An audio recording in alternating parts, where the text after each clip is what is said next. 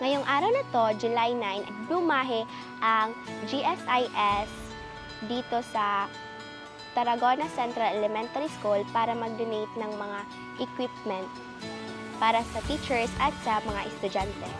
Ito ay parte ng kanilang Adapt a School program na nagbigay sila ng 4 na laptop, 5 TV at 2 printer. Ito po ay mga gamit namin sa aming pag-aaral at sa aming mga aralin, pati po sa aming mga questionnaires. Dito po kasi sa aming paaralan ay nangangailangan po kami ng ganitong mga kagamitan para po sa aming edukasyon. Malaking tulong po ito para sa akin at para sa aking mga kaklase, pati na rin po sa mga guro ng paaralan. Sana po suportahan ninyo ang Adapt a School program ng GSIS para sa mga tulad ko para magkaroon ng magandang kinabukasan.